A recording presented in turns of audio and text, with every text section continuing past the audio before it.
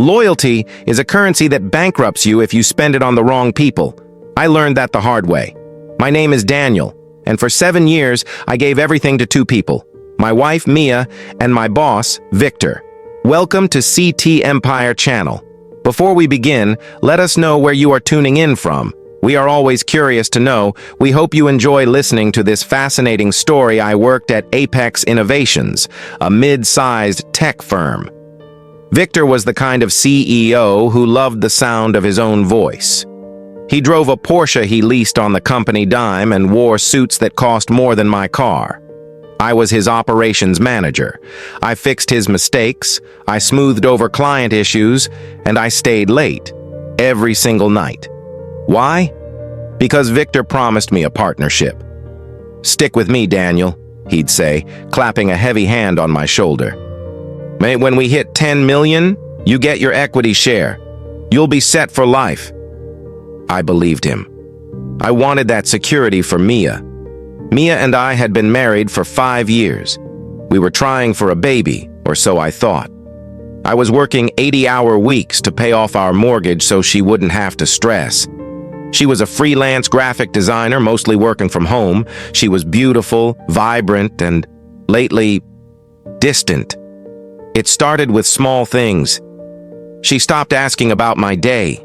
She bought new, expensive lingerie but never wore it for me. She started having client dinners that ran until midnight. I was naive. I was exhausted. I told myself she was just busy, just like me. The night my life shattered was a Tuesday. It was raining.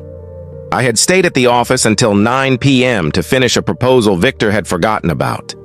I was packing up when I realized I left my phone in Victor's office after our morning briefing. The office was dark, mostly empty. But as I walked down the hallway, I saw a sliver of light under Victor's door. I heard giggling, a woman's laugh, a laugh I knew better than my own breathing. My hand froze on the doorknob. Through the frosted glass, I saw 2 silhouettes. One was definitely Victor. The other, the curve of her neck, the way she threw her head back. It was Mia. "He's so pathetic, Victor." Mia's voice drifted through the door, muffled but clear. "He actually thinks he's getting that partnership? He's a workhorse, babe. That's all. He's boring." Victor laughed, a deep, arrogant rumble. "Don't worry, I'll keep dangling the carrot. As long as he keeps making me money, I can afford to buy you these nice things. By the way, did you like the necklace?" I felt like I had been punched in the throat. I couldn't breathe. My wife, my boss. The 2 pillars of my life were laughing at my stupidity. I didn't burst in. I didn't scream. I'm not sure why. Maybe I was in shock. Maybe a part of me knew that if I walked in there right now, I would do something that would send me to prison. I turned around, walked back to my desk, grabbed my keys, and left. I drove to a motel. I didn't sleep. I sat on the edge of the bed, staring at the wall, while a cold, hard stone formed in my stomach. The sadness evaporated by dawn, replaced by something much colder: clarity. The next morning, I walked into the office at 8 a.m. sharp. Victor called me in at 9. He looked fresh, happy. "Daniel, great work on that proposal. Listen, and I've been thinking about the partnership." He paused, smiling that fake, shark-like smile. "We're restructuring. And frankly, your performance hasn't been up to par lately. We're letting you go, effective immediately." I stared at him. He wasn't just firing me, he was discarding me to clear the guilty conscience he clearly didn't have. He wanted me out of the way so he could have Mia without the awkwardness. "Okay," I said simply.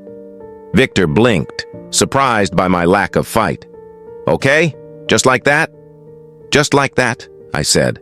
I placed my badge on his desk. "Good luck, Victor. You're going to need it." I walked out. 10 minutes later, I got a text from Mia. "We need to talk. I'm moving out."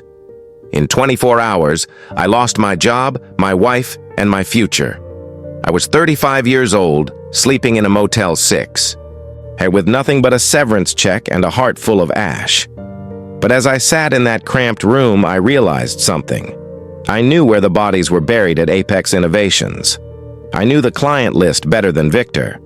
I knew the product flaws. And most importantly, I knew Victor's weakness, greed. I wasn't going to get mad. I was going to get even. Rock Bottom has a basement, and I lived there for a month. I drank too much cheap coffee and stared at my laptop until my eyes burned. But I wasn't just sulking. I was planning. I knew Apex Innovations was preparing for a massive merger with a larger conglomerate, Omnicorp. If that deal went through, Victor would be a multimillionaire. He needed the company valuation to stay high for exactly 6 more months. I called an old college friend, Marcus. Marcus wasn't in tech, and he was in private equity. He was a vulture capitalist, the kind of guy who bought dying companies, stripped them for parts, and sold them for profit. But he had cash. Liquid cash. "Daniel," Marcus said over lunch, "why do you want to build a competitor? Just move on." "I don't want to compete," I told him, sliding a folder across the table. "I want to destroy, and I can make you a 400% return while I do it." I laid out the plan. I knew Apex's biggest client, TechStream, was unhappy. Victor had been overcharging them and under-delivering for months. I knew because I was the one constantly putting out the fires. Without me there, those fires would burn. Marcus gave me the seed money.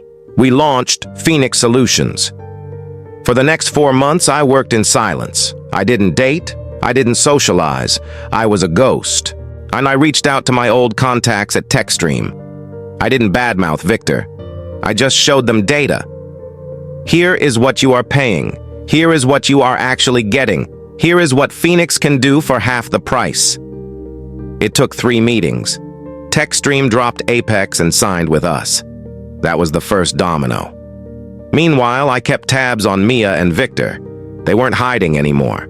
Mia posted photos on Instagram of their trips to Cabo, her new Mercedes, their dinners at 5-star restaurants. They were burning through cash. Victor was confident the Omnicorp merger was a done deal, so he was spending money he didn't have yet. Then, I saw the listing. Victor was selling his company stock options privately to raise quick cash for a down payment on a massive penthouse downtown. A penthouse he was buying for Mia.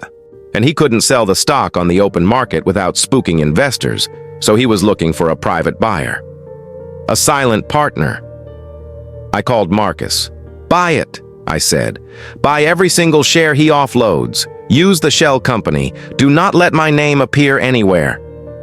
Marcus bought 15% of Apex Innovations that week. 2 months later, the cracks started showing at Apex. Without me managing operations, delivery times lagged. With TechStream gone, their revenue dipped 20%. The Omnicorp merger was put on hold pending a financial audit. Victor was panicking. I knew this because I still had access to his calendar. He never changed his password. He was scheduling emergency board meetings. He needed a cash injection to save the merger. He decided to issue new shares. Marcus and I were ready. We bought those too. By the 6-month mark, and through various shell companies and Marcus's firm, we controlled 51% of the voting shares of Apex Innovations. We were the majority shareholders, and Victor had no idea. But the cherry on top? The penthouse. Victor had leveraged everything to buy that penthouse for Mia, but because his credit was shot from the business dip, the bank wouldn't finance the loan directly. He had taken a high-interest private loan from a lending group called Obsidian Holdings. Guess who owned Obsidian Holdings? Me. I approved the loan. I let him move Mia in. I let them decorate. I let them get comfortable. And then I called for an emergency board meeting at Apex Innovations. The agenda was simple: leadership review and restructuring. It was time to come out of the shadows. I walked into the Apex boardroom at 9 a.m. It was the same room where Victor used to yell at me for not using the right font size on his slides. Victor was at the head of the table, looking sweaty and pale. The other board members, old men in gray suits, looked confused. They didn't know who had called the meeting. When I walked in, Victor stood up, his face flushing red. "Daniel? What the hell are you doing here? Security!" "Sit down, Victor," I said. My voice wasn't loud, but it cut through the room like a knife. "Get out!" he screamed. "You were fired months ago. You're trespassing." I walked to the other end of the table and placed a single document on the mahogany surface. "I'm not trespassing. I'm the owner." The room went silent.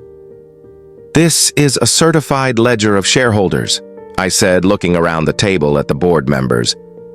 "Through Phoenix Solutions and Associated Holdings, I currently control 51% of this company.